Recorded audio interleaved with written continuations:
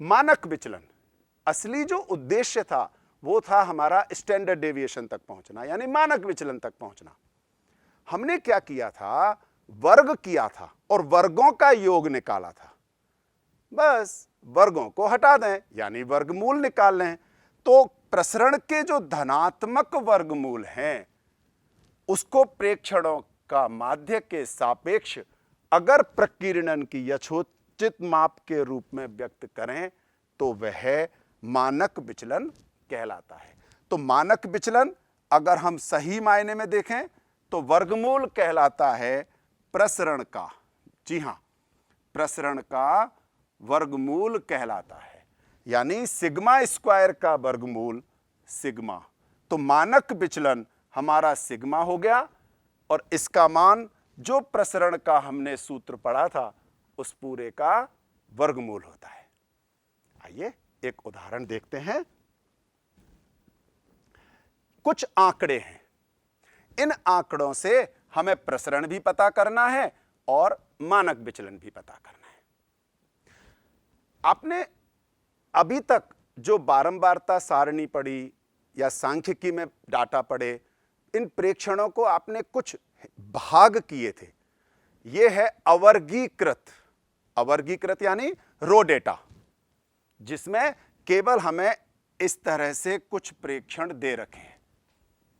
अब अगर इस तरह से जो प्रेक्षण दे रखे हैं, हमें इससे प्रसरण तथा मानक विचलन निकालना है। एक और विशेष चीज, मानक विचलन प्रसरण का वर्गमूल होता है, इसलिए प्रसरण हमें निकालना ही है।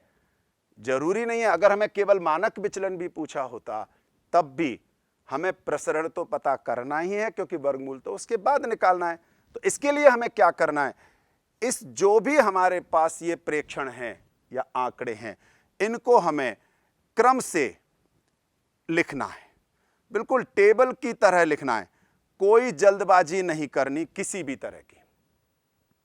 इसके बाद हमें जब x दे रखा है, चूंकि रो डेटा है, तो इन सभी डाटा को जोड़ करके, और इसमें अगर हम देखें तो कुल हमारे डाटा हैं 3, 3, 6 और 4, 10। 10 से भाग लगा दें। इस 10 डाटा को जोड़ करके 10 से भाग लगा देंगे तो हमारे पास माध्य आ जाएगा। और जब माध्य आ जाए उसके बाद x माइनस एक्स बार, और x माइनस एक्स बार यानी 6 में से जो माध्य आया है उन सबको पहले लिख लें आराम से, कोई जल्दबाजी नहीं करनी।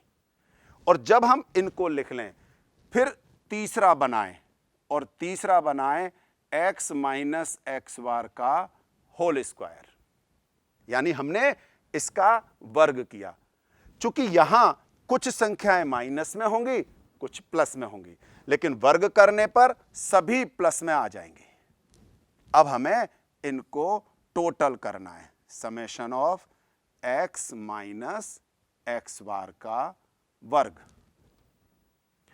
ऐसा करने के बाद चूंकि हमारे पास टोटल जो प्रेक्षण थे वो 10 थे, हमें सीधा कर देना है, नीचे गणना इसमें करनी है कि प्रसरण सिग्मा स्क्वायर बराबर 1/n, n यानी कुल प्रेक्षण, और उसके बाद sigma x minus x bar का वर्ग। यह हमारे पास प्रसरण हो जाएगा। अब यदि मुझे मानक विचलन निकालना है तो मानक विचलन में सिर्फ सिग्मा, और उसके लिए मैं इस प्रसरण का केवल वर्गमूल निकाल दूंगा। और इस तरह से आसानी से हम मानक विचलन और प्रसरण निकाल सकते हैं। लेकिन एक विशेष ध्यान क्या देना है, यह तो रहा एक तरीका। आप जब भी प्रश्न करें तो कई बार प्रश्न में ना इतना आसान तरीका छुपा होता है, अगर आपने उस तरफ ध्यान दे लिया तो प्रश्न और आसान हो जाता है। वो तरीका आप ध्यान से देखो तो इन सारे डाटा में समान अंतर है। अब जब ये समान अंतर है तो क्या हम ऐसा नहीं कर सकते कि हमने x लिखा 6, 8, 10, 12, 14, 16, 18, 20, 22 और 24। चूंकि सभी में समान अंतर है, हम उस 9वीं या 10वीं तरीके से क्यों करें, जब हमने एक पढ़ चुके हैं विचलन, और विचलन के लिए हमने कल्पित माध्य भी पढ़ा हुआ है। कल्पित माध्य का मतलब है इन 10 में से हम लगभग बीच वाला डाटा ले लेते हैं, और हमने अब चूंकि ये लिया है तो d होता है x माइनस a बटा h। h यानी सभी में जो समान अंतर है।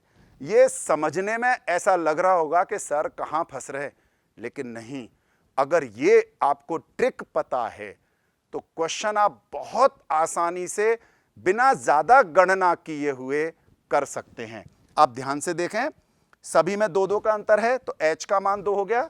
हमने कल्पित माध्य 14 लिया है तो अब d का मान यहां 0, इसके बाद -1, -2, -3, -4। जी हां, नीचे 1, 2, 3, 4, 5, इसका टोटल में 1 से 4 तक तो खत्म हो गए, बचेगा क्या? 5। माध्य निकालने के लिए हमने पढ़ा हुआ है a प्लस सिग्मा d बटा n। इस तरह से जब हम करेंगे, a कितना है? 14। हमारे पास सिग्मा d कितना आया? 5। n कितना है? 10 गुणा h गुणा में 2, तो 2 पंजे 10, 5 से 5 कट गया, तो माध्य सीधा सीधा हमारे पास आ गया 14। वरना हमें पहले इन सबको टोटल करते और 10 से भाग लगाते।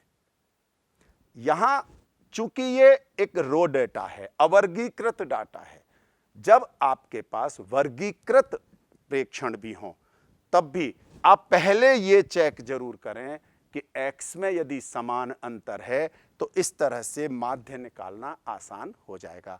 इसको आगे हम देखते हैं कि इससे कितना आसान प्रश्न होता है।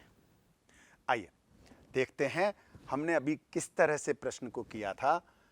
x हमें दे रखा है, हमने d यानी विचलन निकाला और 14 कल्पित माध्य लेते हुए हमने ये सारा d लिखा। इसके बाद माध्य से विचलन, निश्चित तौर पर हमने 6 में से माध्य को माइनस किया, लेकिन उससे पहले जो माध्य निकालने का हमने जो फॉर्मूला लिया वो वहां लिया था। माध्य हमारा 15 आ गया, और जब माध्य 15 आ गया तब माध्य से विचलन, चूंकि ये प्लस में भी है माइनस में भी है, लेकिन जब हम इसको वर्ग करेंगे तो ये सारा वर्ग में आ गया। इसका टोटल हो गया 330। अब प्रसरण सिग्मा स्क्वायर, इस सूत्र में जिस तरह से हम पढ़ते ही हैं, यहां i बराबर 1 से 10, क्योंकि 10 प्रेक्षण हैं, हमने इसका मान 330 भी रखा और हमारा जो प्रसरण था वो आ गया 33। मानक विचलन के लिए हमने इसका वर्गमूल निकाला जो लगभग 5.74 आ गया। इस तरह से हम किसी भी अवर्गीकृत डाटा का प्रसरण और मानक विचलन निकाल सकते हैं, लेकिन ध्यान में रखना, यदि सभी में समान अंतर हो तभी ये वाली विधि लेना, अन्यथा सभी x को जोड़ करके जैसा हम करते आए हैं, सिग्मा xi बटा n, हम इसी से माध्य निकालेंगे और माध्य निकाल करके तब प्रश्न करेंगे। यह केवल तब है जब सभी में समान